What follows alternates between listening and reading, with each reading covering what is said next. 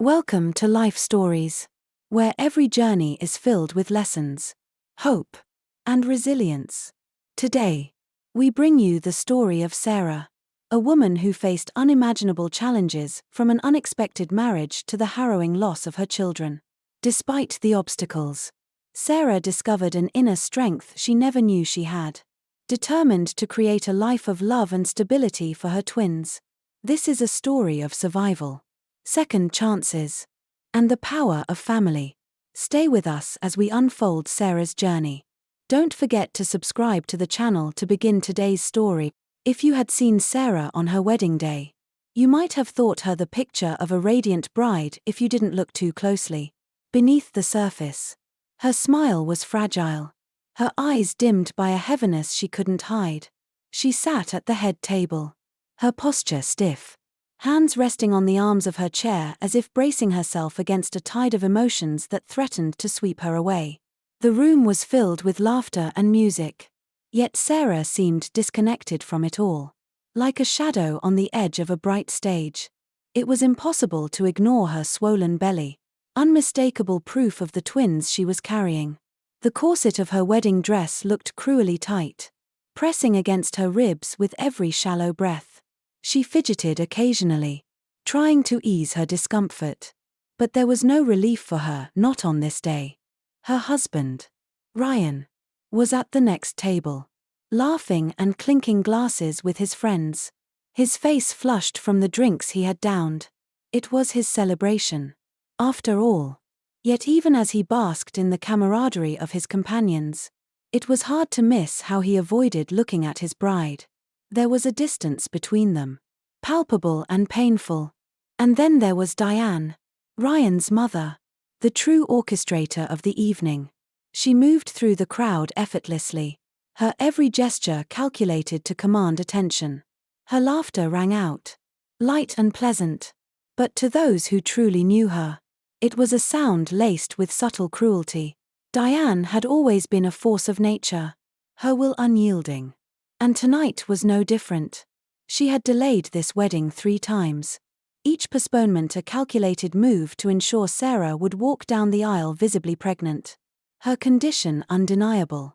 I had overheard Diane speaking earlier, her voice hushed but cutting as she confided in a friend. "Sarah's just a girl from nowhere," she said, her tone filled with disdain. "An orphan who saw her chance to latch onto my son and took it. And twins. No less. Do you know how humiliating this is for our family? Ryan may love her now, but he's young, naive. He'll come to his senses eventually." Those words had lingered in the air, heavy and poisonous. Sarah must have heard them, too, because later, as she passed Diane in the hallway, her face was pale, her expression a mix of hurt and defiance. Diane, ever the performer, had smiled sweetly and offered words of mock concern. "Sarah, darling, you should rest. You look exhausted. Let us handle the party." Sarah didn't respond. She just stared at Diane, her silence speaking volumes. Before retreating to the restroom, it was a small act, but it felt like a victory, a refusal to play the part of the submissive bride in Diane's charade. When Sarah returned, she was quieter than before, her movements more deliberate. There was no outward display of confrontation, no dramatic scene, but there was a shift in her demeanor, a quiet strength that seemed to build with every passing moment. She might have felt out of place, surrounded by strangers who whispered about her and judged her. But there was a fire in her eyes now. She didn't have the luxury of crumbling, not with the future of her children at stake. From where I sat today, I couldn't help but feel a pang of sympathy for her. It was clear she was overwhelmed, not just by the physical strain of pregnancy but by the emotional toll of being thrust into a family that viewed her as an outsider. Yet there was something admirable about her, too, an unspoken determination to rise above it all. As the night wore on, Ryan grew more distant, disappearing into the crowd, while Diane continued to hold court among her guests. Sarah, however, remained composed.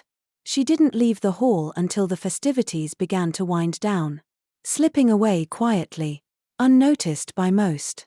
Later, I saw her alone, standing by the windows overlooking the garden. Her hands rested on her belly, and for a moment, she looked at peace, as if finding solace in the tiny lives growing within her. Whatever doubts or fears she harbored, she didn't let them consume her. It was a bittersweet image, one of a woman determined to rewrite her story. No matter how difficult the path ahead might be, even if the world seemed against her, Sarah was already fighting for a future where her children would never feel as isolated as she did that night. Watching her, I knew one thing for certain: this wasn't a fairy tale wedding. But it was the start of a story that would demand every ounce of her courage. If the wedding day was a glimpse into the tension and unease surrounding Sarah's marriage, the days that followed painted an even bleaker picture. The fragile illusion of happiness that Sarah had tried to cling to crumbled almost immediately, leaving her alone to navigate the cold reality of her new life. Ryan had once been a man who swept Sarah off her feet, his charm and optimism offering her a window into a world she never thought she could belong to. But the man she had fallen in love with seemed to vanish after the vows were exchanged. Gone was the affectionate partner who had promised her the world. In his place was someone distant, easily irritated, and increasingly absent. It wasn't difficult to trace the source of the strain. Diane, ever the master manipulator, wasted no time in asserting her control over their lives. She called on Ryan constantly, pulling him into private conversations in the study or on the phone. Sarah, meanwhile, was treated as little more than an inconvenient houseguest. Diane's thinly veiled disdain showed in the way she dismissed Sarah's opinions, spoke to her with condescension, and made her feel like an outsider in her own home. Ryan, to his credit, occasionally tried to defend Sarah, but his attempts were half-hearted at best, often silenced by Diane's sharp remarks or thinly veiled guilt trips.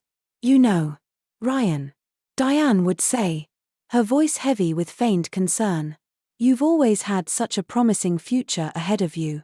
It would be such a shame to see you throw it all away over poor decisions." Those words, dripping with judgment, hung in the air like a storm cloud over their marriage. Ryan, unable to fully stand up to his mother, often withdrew instead. He spent more time at work or out with friends, leaving Sarah alone in a house that never felt like home. For Sarah, every day was a battle to hold on to a sense of purpose and dignity. She had always been resourceful, a trait honed by her years growing up in the orphanage. But this situation tested her resilience in ways she hadn't anticipated. The mansion was cold and impersonal, its grandeur a stark contrast to the warmth and simplicity she had once dreamed of for her family. Every ornate chandelier and gilded mirror seemed to mock her presence there, a constant reminder of how unwelcome she was. Her pregnancy, which should have been a time of joy and anticipation, became a source of vulnerability. The twins' movements, once a source of comfort, now felt like a reminder of the immense responsibility she was about to take on. Diane's comments about the twins being a burden or questioning their parentage stung deeply, though Sarah tried not to show it. She refused to give Diane the satisfaction of seeing her break. One evening, as Sarah prepared a modest dinner in the oversized kitchen, Ryan came home late. His tie was loose, his shirt slightly wrinkled, and his expression weary. He mumbled a greeting and slumped into a chair at the dining table. For a moment, Sarah hesitated, wondering if this might be an opportunity to reconnect, to remind him of the love they once shared. "Ryan," she began tentatively, placing a plate in front of him, "I've been thinking, maybe we could start looking for a place of our own. Somewhere smaller, cozier, just for us and the babies." Ryan sighed, running a hand through his hair. "Sarah, we've talked about this. My parents' house is the best option right now. It's practical." "Practical for who?" she asked softly, her voice tinged with frustration. "I feel like a stranger here." "Ryan. And Diane." "Don't start," he interrupted, his tone sharper than she expected. "She's trying her best to help us." Sarah bit her lip, swallowing her words. She knew arguing would only push him further away. But the ache in her chest was undeniable. She wanted to scream. To tell him that Diane's help was suffocating her. That she needed him to see her, to choose her. But Ryan, lost in his own world of pressure and expectations, didn't seem to notice. That night, as Sarah lay awake in the cavernous bedroom, the weight of her situation pressed down on her. She placed her hands on her belly, feeling the gentle kicks of her babies. Tears welled up in her eyes. But she wiped them away quickly. She couldn't afford to fall apart. Not now. Not ever. In the stillness of the night, Sarah made a promise to herself and to the twins she carried. She would survive this. Not just for her sake, but for theirs. No matter how lonely or unwelcomed she felt, she would find a way to give her children the love and stability they deserved. This marriage might have started on shaky ground, but Sarah's resolve was firm. She wasn't just fighting for her happiness anymore, she was fighting for her family's future. And that, she knew, was worth every ounce of strength she had left. If anyone had told Sarah that she'd face the most challenging moments of her life alone, she wouldn't have believed them. She had once thought Ryan was her anchor, the one person who would stand by her no matter what. But those days of shared laughter and whispered promises felt like a distant memory now. As her pregnancy progressed, Ryan's absence grew more glaring, and the weight of her reality became unbearable. It wasn't just his physical absence, though that was frequent enough as Ryan threw himself into long workdays and late nights with friends. It was the emotional chasm that had opened between them. Sarah couldn't pinpoint exactly when it had begun, but it had widened with every passing day. Conversations became curt and shallow, and the moments of warmth she had once cherished were replaced with indifference. Ryan's mother, Diane, seized every opportunity to remind Sarah of her place or lack thereof. Diane's cutting remarks, always disguised as concern, were relentless. "Sarah, dear," she would say, her tone syrupy sweet, "you shouldn't overexert yourself. After all, we wouldn't want you to risk the health of the babies. But, of course, I'm sure you understand how important it is to look presentable at all times. Appearances matter, especially in a family like ours." Sarah bore these jabs in silence, refusing to let Diane see how deeply they hurt. But as the months dragged on, her resolve began to crack. The mansion, with its sprawling rooms and grand furnishings, felt more like a gilded prison. The life she had envisioned with Ryan, filled with love, laughter, and partnership, was slipping further and further away. The breaking point came one evening when Ryan returned home late, reeking of alcohol and perfume. Sarah had been waiting for him, hoping for some semblance of connection. But he barely acknowledged her. When she confronted him about his drinking and growing distance, he dismissed her concerns with a wave of his hand. "Sarah, I'm doing everything I can to provide for us," he said, his voice slurred and defensive. "Do you think it's easy dealing with my mother's expectations and this situation?" "This situation?" Sarah repeated, her voice trembling. "Ryan, these are your children. This is your family. Or have you forgotten?" He didn't answer. Instead, he grabbed a pillow and left the room, muttering something about needing space. Sarah sat on the edge of the bed, her hands resting on her swollen belly, feeling more alone than ever. When the time came for Sarah to give birth, Ryan was nowhere to be found. He had left on a last-minute business trip, promising to return before the due date. But he never did. It was Diane who drove Sarah to the hospital, her irritation barely concealed. Sarah endured hours of labor with no familiar hand to hold, no words of encouragement. When the twins, two perfect, tiny miracles, were finally placed in her arms, she wept, overwhelmed by the mix of joy and heartbreak. But Sarah's tears weren't just for herself. They were for her babies, who deserved a father who would love and cherish them, and for the life she had dreamed of but never received. As she cradled her newborns, she vowed to give them everything she had. even if she had to do it alone. Help came in unexpected forms. Emily, a kind-hearted nurse, became Sarah's confidant during her hospital stay. She listened to Sarah's fears, offered advice, and even brought homemade meals when Sarah was too exhausted to eat. Through Emily, Sarah met Alex, her brother, a quiet, compassionate man who quickly stepped in to help. It was Alex who drove Sarah and the twins home from the hospital, carrying the babies into her tiny apartment with a gentleness that brought tears to her eyes. Michael, a businessman who had heard about Sarah's plight through a mutual connection, reached out as well. He offered practical support, diapers, formula, even a stroller, and helped Sarah navigate the daunting process of applying for public assistance. These acts of kindness, though small in the grand scheme of things, were lifelines for Sarah in her darkest moments.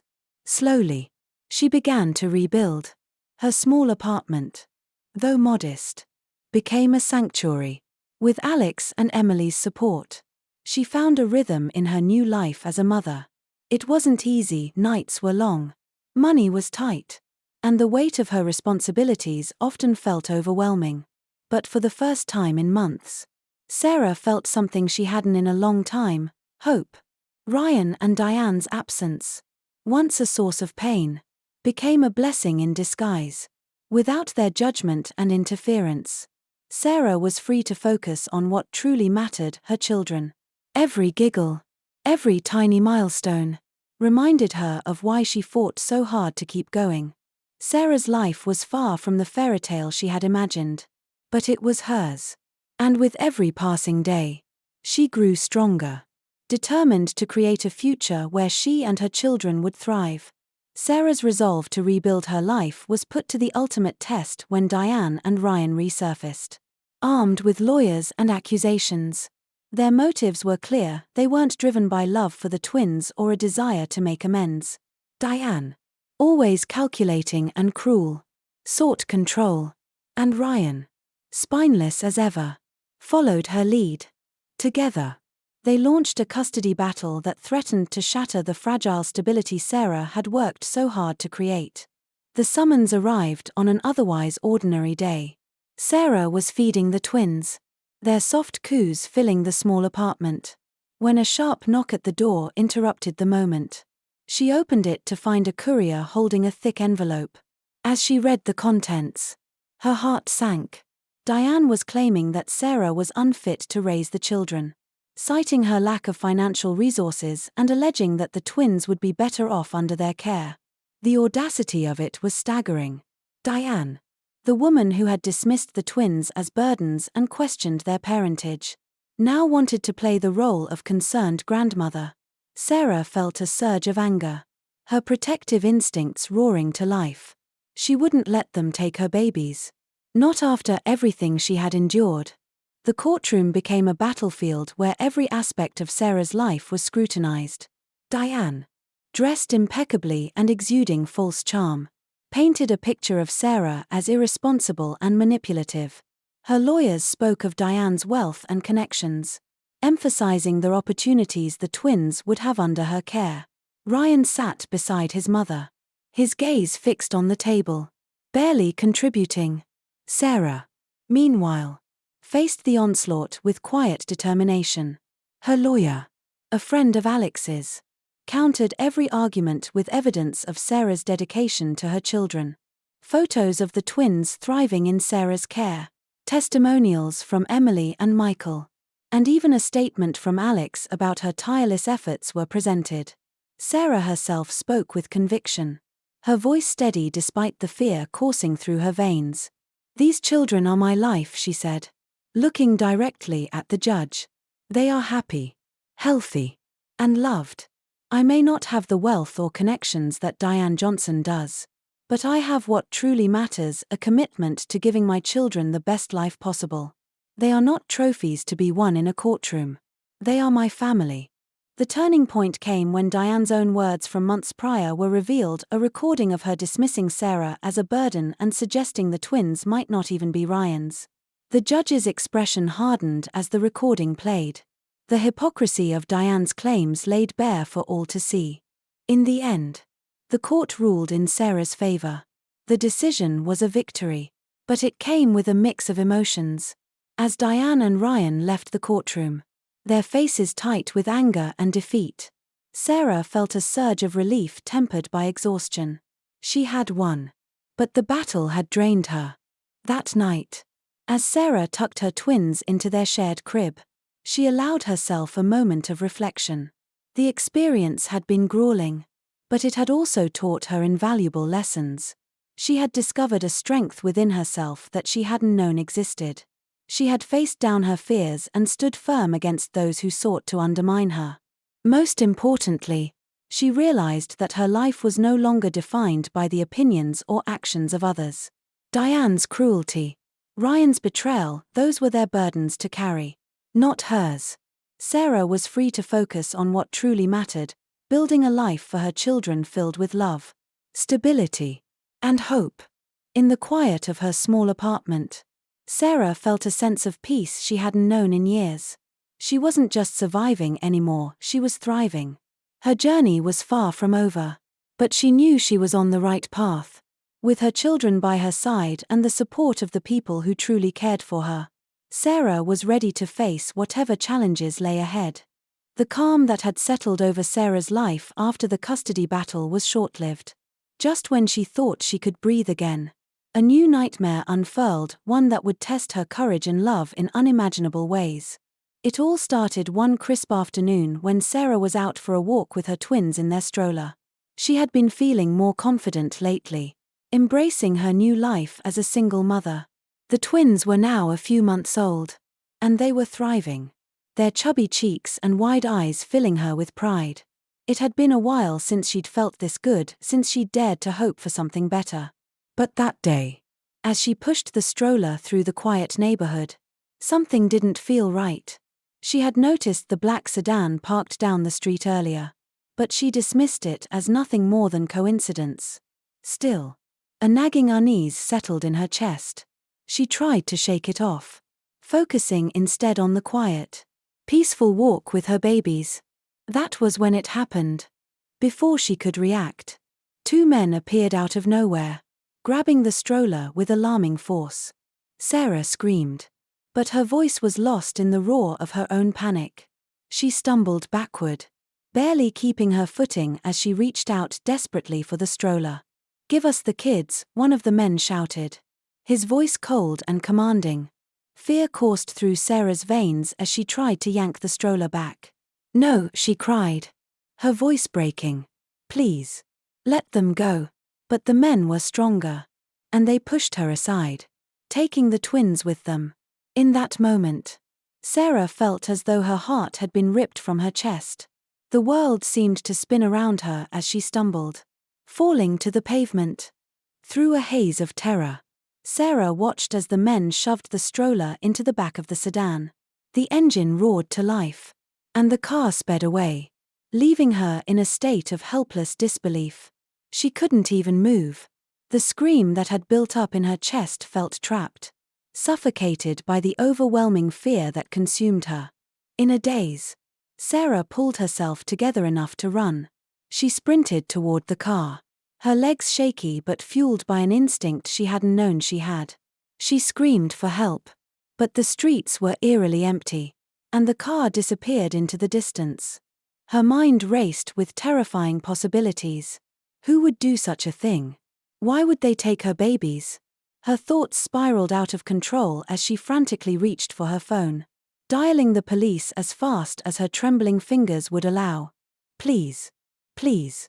They've taken my children," she gasped, her voice frantic. "You have to find them. I don't know where they've gone. I was just walking. And they took them." The operator's calm voice did little to reassure her as she gave the details, trying to hold herself together long enough to provide the information.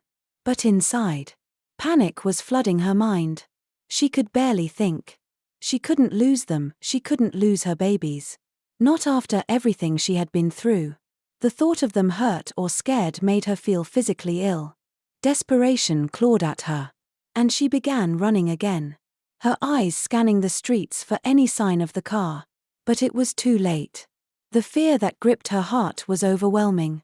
The possibility that she might never see her children again was a reality she couldn't even entertain. Yet it loomed over her like a dark cloud.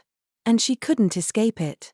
As she wandered aimlessly, frantic and out of breath, she thought about the people she could call Michael, Emily, anyone who might be able to help. But in that moment, no one seemed close enough to ease her pain. All she had was the empty street ahead of her and the sickening feeling that something horrible was happening to the children she loved more than anything. Just as her strength was beginning to falter, a figure emerged from a side street. It was Alex. He had come looking for her, drawn by the frantic calls and messages she had left. The look on his face when he saw her, breathless and broken, told her everything she needed to know. He understood the depth of her fear. "Sarah," he said, his voice steady, but there was a clear note of urgency beneath it. "We're going to find them. Stay with me. We'll get them back." Without another word, he pulled out his phone, contacting contacts he knew in the city, arranging a search. They would not stop until they found the twins. For the first time in hours, Sarah felt a flicker of hope. But it was fragile. And she wasn't ready to let herself believe the nightmare was over. She had to stay strong. She had to keep fighting for her children. Because if she didn't, who else would? They set off together, their minds racing with fear and determination. But no matter where the search led, Sarah knew she had to stay strong for the twins, for herself, and for the family she was determined to build. No matter what it took. The days that followed the kidnapping were some of the darkest Sarah had ever faced. Every minute felt like an eternity, her mind endlessly replaying the horrifying moment the twins had been taken from her. Despite the police's best efforts, there were no immediate leads, no clues to track down the kidnappers. As Sarah sat alone in her apartment, the silence was deafening, broken only by her occasional sobs. She could barely sleep, her thoughts constantly consumed by worry. Were the twins okay? Were they frightened? Were they being cared for? The questions tortured her, and she couldn't shake the paralyzing fear that gripped her chest. But through the darkness, a glimmer of light began to emerge. Alex, her steadfast friend and now an unofficial family member, never left her side. His steady presence was a balm for her frayed nerves, his quiet strength grounding her when she felt like she might crack. Though Alex had no children of his own, his compassion for Sarah was unwavering. He refused to let her break. Even in the face of danger, Alex had a quiet determination to help her find her babies. "Sarah, we will find them," he would say, his voice firm. "I won't let them get away with this." His words were a lifeline, a promise she desperately clung to. Every day, he made calls, coordinated with the authorities, and reached out to any contacts he had. His actions were motivated by more than just friendship. Alex had become a protector, a guardian angel who refused to let Sarah face this nightmare alone. And for that, Sarah was grateful. She would have collapsed from the weight of her grief and fear if it weren't for him. Then, finally, after what felt like a lifetime, the breakthrough came. A call from the police broke through the tension-filled silence one afternoon. The detectives had tracked down the vehicle that had been seen speeding away with the twins. The kidnappers had been traced to an isolated location. A team had been assembled to raid the hideout. Sarah's heart raced as the news sank in. She didn't know whether to cry or scream, but she held on to the hope that she would soon be reunited with her children. Alex was by her side as always, giving her a reassuring nod. "They'll bring them back, Sarah," he said, squeezing her hand.